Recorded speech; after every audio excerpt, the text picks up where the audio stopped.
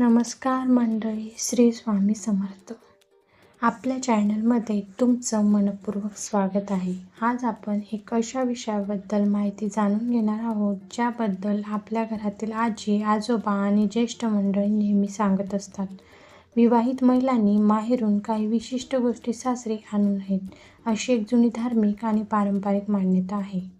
या मान्यतांमागे श्रद्धा, संस्कार, कुटुंबातील परंपरा दडलेल्या आहेत. आजच्या व्हिडिओमध्ये आपण जाणून घेणार आहोत की त्या 3 गोष्टी कोणत्या आहेत आणि त्या आणू नयेत असे का मानले जाते. म्हणून व्हिडिओ शेवटपर्यंत नक्की पहा. माहेर आणि सासर यांचे महत्त्व. हिंदू संस्कृतीमध्ये मुलगी विवाहानंतर 2 कुटुंबांना जोडणारा दुवा मानली जाते. तिचे माहेर आणि सासर दोन्ही घरांशी भावनिक नाते असते. धार्मिक मान्यतेनुसार प्रत्येक घराची स्वतःची ऊर्जा, संस्कार आणि कुलपरंपरा असते. त्यामुळे काही वस्तू एका घरातून दुसऱ्या घरात नेताना काही नियम पाळावेत असे सांगितले जाते. हे नियम अंधश्रद्धा म्हणून नव्हे तर परंपरेचा एक भाग म्हणून अनेक कुटुंबांमध्ये मानले जातात.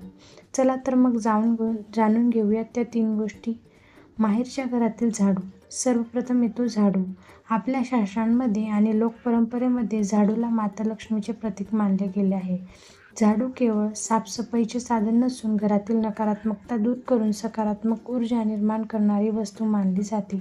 अनेक ठिकाणी अशी मान्यता आहे की विवाहित महिलेने माहेरचा वापरात असलेला झाडू सासरी आणू नये, कारण असे मानले जाते की त्यामुळे माहेरच्या घरातील लक्ष्मी, समृद्धी आणि बरकत कमी होऊ शकते.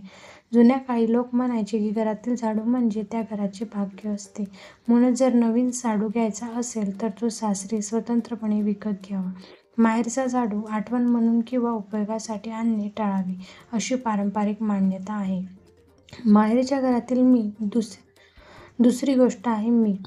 मीठ हा आपल्या दैनंदिन जीवनातील अत्यंत महत्त्वाचा घटक आहे.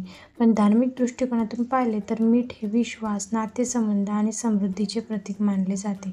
आपण अनेकदा ऐकतो की ज्याचं मीठ खाल्लं त्याच्याशी निष्ठा ठेवावी.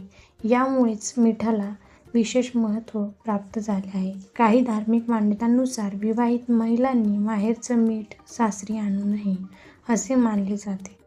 यामुळे दोन्ही घरातील नात्यांमध्ये तणाव निर्माण होऊ शकतो किंवा आर्थिक अडचणी वाढू शकतात.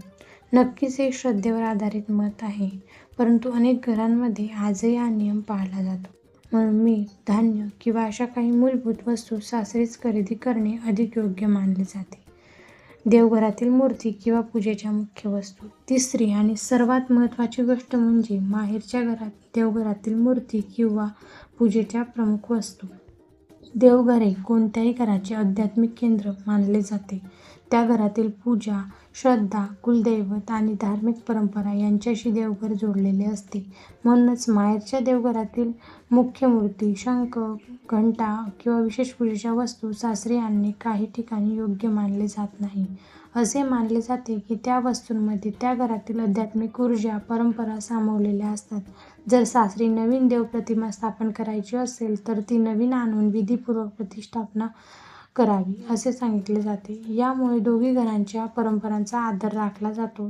या मान्यतांमागील खरा संदेश. मित्रांनो, या सर्व गोष्टींकडे भीतीच्या दृष्टीने पाहण्याची गरज नाही. या मान्यतांचा मुख्य संदेश म्हणजे माहेर आणि सासर या दोन्ही घरांचा सन्मान राखणे.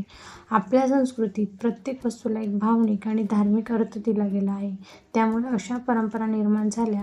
काही जण या गोष्टी मानतात तर काही जण मानत नाही. दोन्ही मतांचा आदर करणे आवश्यक आहे. तर आज आपण जाणून घेतले की पारंपरिक मान्यतांनुसार विवाहित महिलांनी माहेरून कोणत्या 3 गोष्टी सासरी आणू नयेत. 1. झाडू, 2. मीठ आणि 3. देवघरातील मुख्य मूर्ती किंवा पूजेच्या वस्तू.